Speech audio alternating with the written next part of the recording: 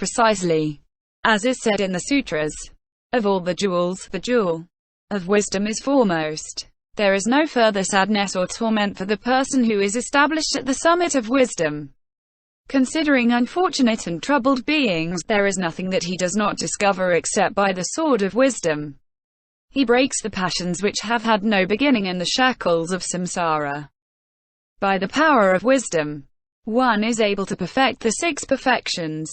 One obtains the inconceivable immense body of the Buddhas. One realizes omniscience and, a fortiori, the high qualities of the Sravakas, Pratyeka Buddhas and worldly people. When this wisdom has grown, been purified and rendered indestructible, it is called perfection. Hearing these exhortations, beings become established in the perfection of wisdom.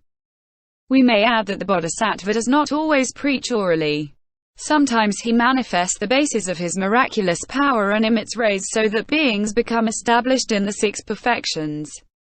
Sometimes he resorts to many other methods and even goes so far as to exercise his activity in dreams so that beings awaken and become established in the six perfections.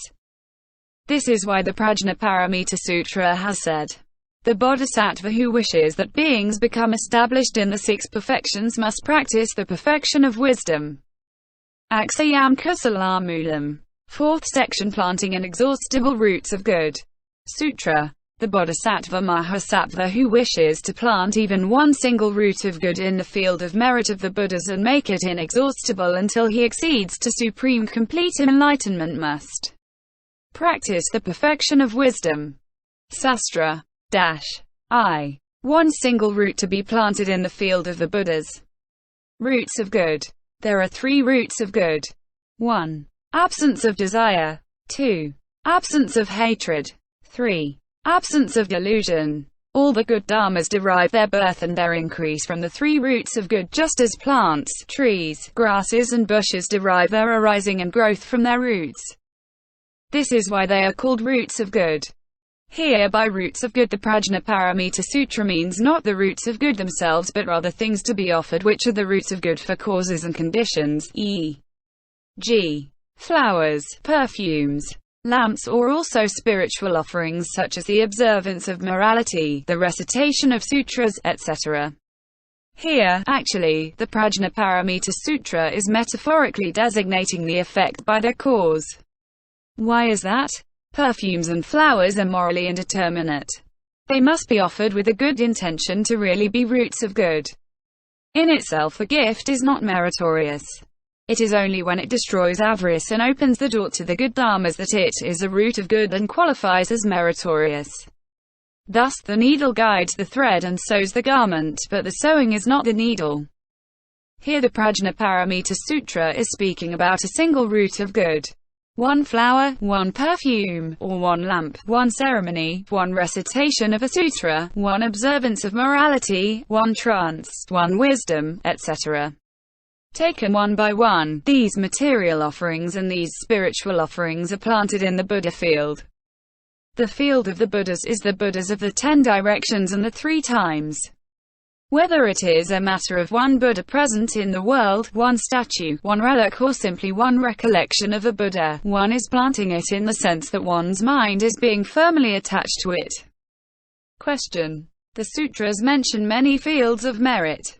Why is it a question here of planting in the field of the Buddhas only? Answer. Although there are many fields of merit, the Buddha is the foremost field of merit because he has the 10 powers, the 4 fearlessnesses, the 18 special attributes and innumerable Buddha attributes of the same type. That is why it is a matter here of planting only in the field of the Buddhas. It is true that the jewel of the Dharma is the Buddha's teacher, but if the Buddha did not preach the Dharma, this jewel would be unused. In the same way, although there are good medicines, if there are no good physicians to prescribe them, they would be unused. This is why, although the jewel of the Dharma is superior, we always mention the jewel of the Buddha first and a fortiori, only third, the jewel of the community. Moreover, the field of the Buddhas produces immense fruits of retribution, whereas the fruits produced by the other fields, immense though they are indeed inferior. This is why the field of the Buddhas is placed first. 2. Inexhaustible root. The bodhisattva wants the root of good that he is planting in the field of the Buddhas to be inexhaustible. The Buddhas are endowed with inexhaustible qualities. This is why the merits that are planted therein are also inexhaustible. Moreover, since the qualities of the Buddhas are immense, infinite, innumerable and unequaled, the merits that are planted therein are also inexhaustible. Moreover, when the Buddha was still a bodhisattva, he had in mind the universality of beings. But these beings are immeasurable and infinite in number. Therefore his merit also was inexhaustible. Finally, the field of the Buddhas is very pure, for all the dirty weeds of the passions, craving, etc. have been uprooted. Pure morality is its leveled soil. Great loving-kindness and great compassion are its beauties. It is free of poor brackish fields. The 37 auxiliaries to enlightenment are its canals. The 10 powers, the 4 fearlessnesses, the 4 unhindered knowledges, etc. are its great walls. It produces the 3 vehicles, nirvana, and the fruits of ripening. Whoever plants in this peerless and unequaled field reaps inexhaustible merit. Question. However, all the conditioned dharmas, having impermanence as their nature, all end up in being exhausted. How then could merit, the result of causes and conditions, be inexhaustible? Answer. The Prajnaparamitasutra here does not say that it is always inexhaustible, but rather that it is inexhaustible during the interval of time that it takes for the bodhisattva to become Buddha. Moreover, although they arise and perish from moment to moment, the conditioned dharmas are inexhaustible insofar as their series is not cut and the fruit of retribution is not lost. It is like the lamp which, although its successive flames arise and are extinguished from instant to instant, is not said to be extinguished. It is necessary that the tallow be melted and the wick be consumed for the lamp to be extinguished. It is the same for merit. Resolutely planted in an excellent field, it remains non-extinguished until the disappearance of things. Finally, the bodhisattva knows that the true nature of dharmas is inexhaustible, like nirvana. But the merit is part of the true nature of the dharmas, therefore it too is inexhaustible. If that is so, nirvana being inexhaustible, merit too should be always inexhaustible.